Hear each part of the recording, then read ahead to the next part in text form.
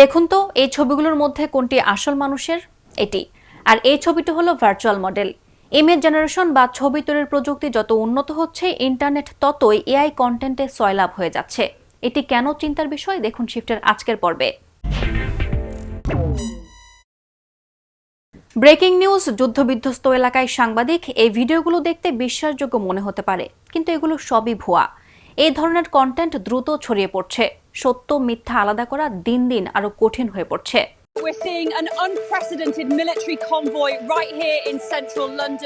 বাস্তবে যে মানুষের কোনো অস্তিত্ব নেই, সে এমন ঘটনার খবর দিচ্ছে যা কখনো ঘটেনি।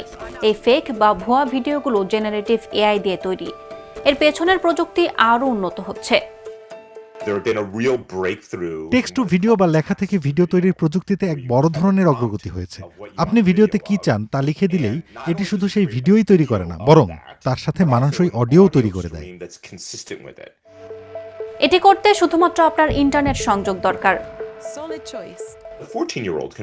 একজন 14 বছরের কিশোরও এটি বানাতে পারে। তৈরি, প্রচার এবং ছড়িয়ে দেওয়ার ক্ষেত্রে কোনো বাধাই নেই। এর ফলাফল হতে পারে এই ভিডিওগুলোর মতো অদ্ভুত সব ফটো রিয়েলিস্টিক বা বাস্তবের মতো দেখতে ভিডিও।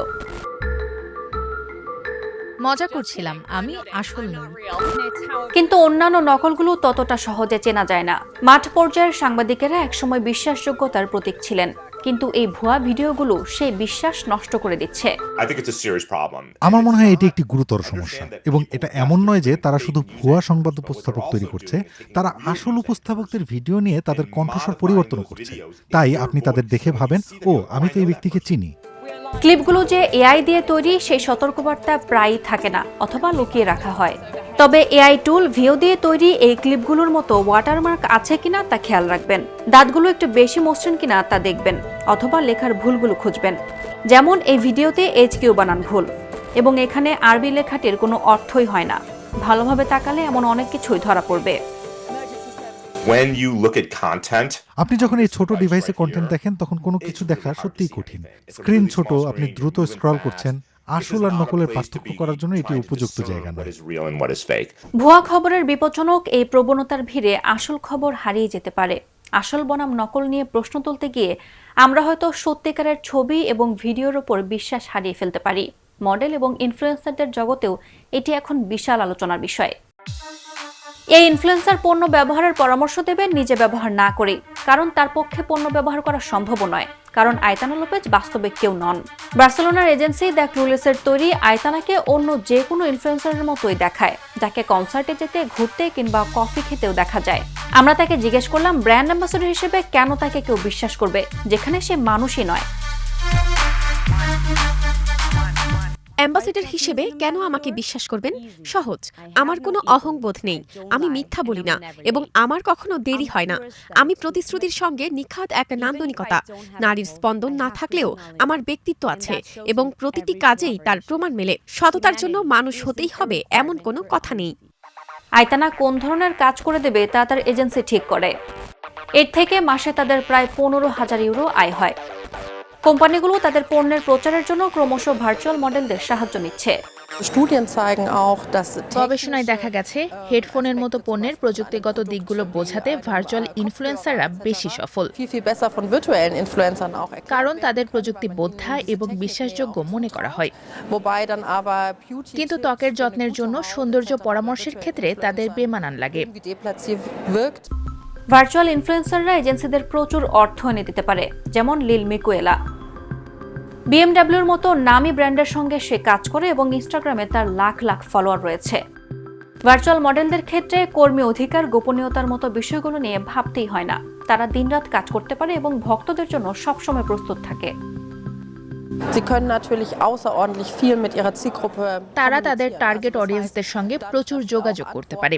যেহেতু প্রশ্ন উত্তর কম্পিউটার জেনারেটেড, তাই ব্যক্তিগত মেসেজে টার্গেট গ্রুপের সঙ্গে যোগাযোগের সম্ভাবনা অনেক বেশি, কারণ ক্লান্তি বলে তো তাদের কিছু নেই। কিন্তু ব্যবহারকারীরা কি জানেন তারা সত্যিকারের মানুষের সঙ্গে কথা বলছেন না? 2025 সালের গ্রীষ্মে ভোগ ম্যাগাজিনে একটি ভার্চুয়াল মডেলের বিজ্ঞাপন প্রকাশিত হলে তা বিতর্কের জন্ম দেয়। সমালোচকেরা অভিযোগ করেন, লন্ডনের এজেন্সি সেরাফিন ভ্যালুরা এআই মডেল দিয়ে অবাস্তব সৌন্দর্যের মানদণ্ড প্রচার করছে এবং বিজ্ঞাপন শিল্পে মানুষের কাজ কেড়ে নিচ্ছে।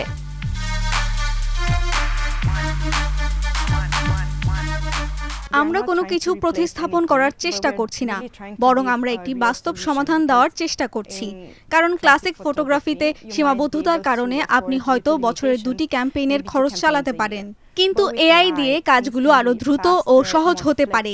আমরা সারা বছর ধরে কন্টেন্ট দিতে পারি, আরো বেশি কন্টেন্ট, আরো কম খরচে। কিন্তু আশা করা যায় রক্ত মাংসের মানুষ এখনো এমন অকৃত্রিমতা দিতে পারে যা এআই করতে পারবে না। অধিকাংশ ভার্চুয়াল মডেলকে নিখুঁত দেখানোর মতো করে ডিজাইন করা হয়। স্ট্রেচ মার্ক সহ এই ভার্চুয়াল মডেলটি অবশ্য ব্যতিক্রম।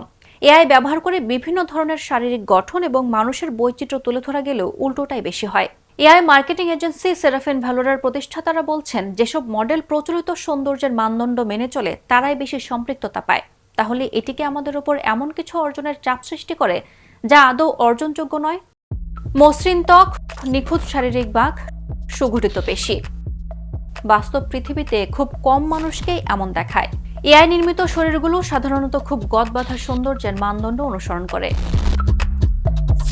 জেনারেটিভ এআই যখন আপনি একজন মানুষের ছবি চান, আমি যে 9টি মডেল পরীক্ষা করেছি তার কোনোটিই বিশেষ চাহিদা সম্পন্ন বা স্থূল দেহের মানুষ দেখায় না। সেগুলো কার্যত এমন মানুষদের উধাও করে দেয় যারা আমাদের ভাবনায় কিছুটা ভিন্ন।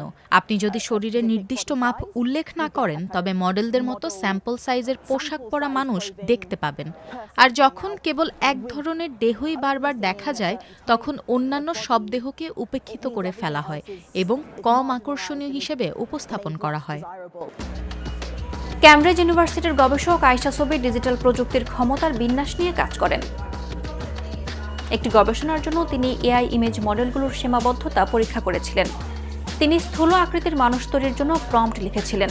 বেশিরভাগ ফলাফলই ছিল খুবই অদ্ভুত।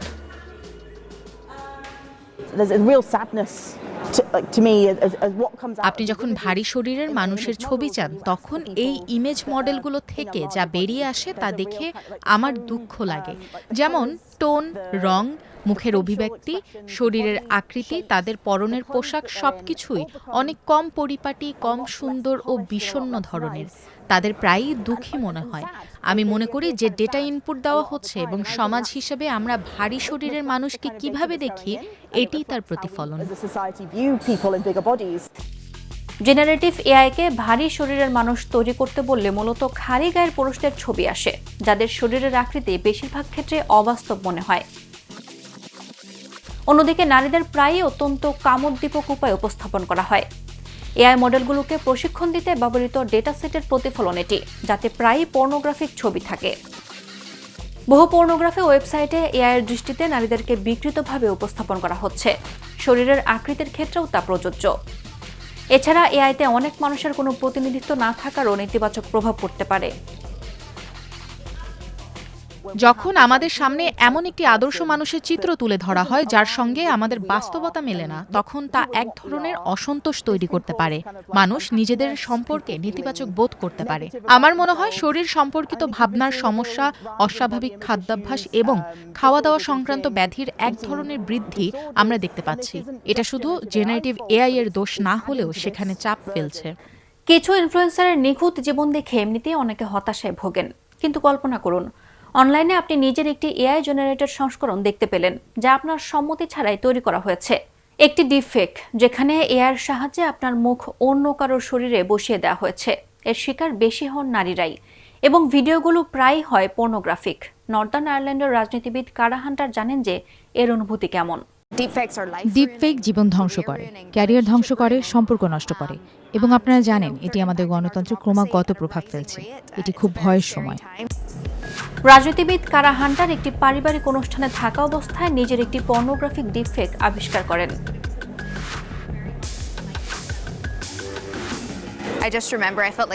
আমার মনে আছে আমার শরীরের ভেতর দিয়ে যেন আগুনের হলকা বয়ে গেল।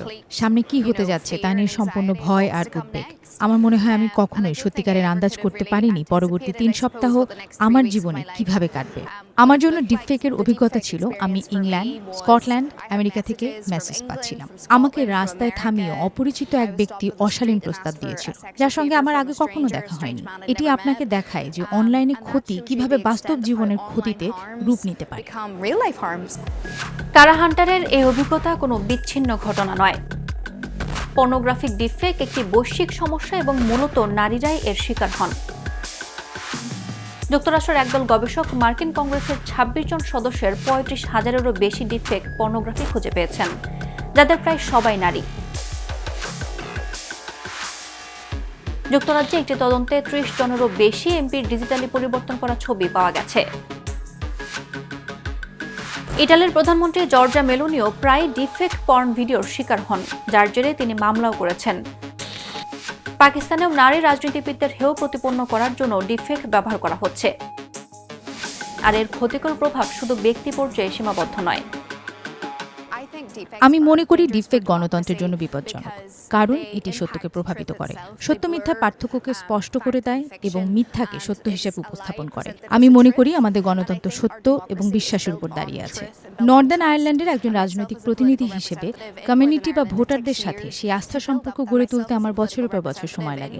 আর মাত্র একটি বোতামে ক্লিকের মাধ্যমে একটি ডিফেক আপনার কঠোর পরিশ্রমে গড়া সবকিছুকে পুরোপুরি নষ্ট করে দিতে পারে এবং তা জনগণের সঙ্গে আপনার সম্পর্ককে ভয়াবহভাবে ক্ষতিগ্রস্ত করতে পারে। ডিপফেক প্রযুক্তি যতই উন্নত হচ্ছে, গণতন্ত্রের প্রতি এর হুমকিও তত বাড়ছে। মাত্র কয়েকটি ক্লিকেই যে কেউ অনলাইনে ডিপফেক তৈরি করে ছড়িয়ে দিতে পারে। আজ পর্যন্ত কারা হান্টার জানেন না তার সাথে যা ঘটেছে তার জন্য কে দায়ী। ভুক্তভোগীদের সহায়তার জন্য যাতে একটি এআই ইকোসিস্টেম তৈরি করা হয়, আমি তা দেখতে চাই। এটি মানসিক স্বাস্থ্য কাউন্সেলিং এ সহায়তা করবে।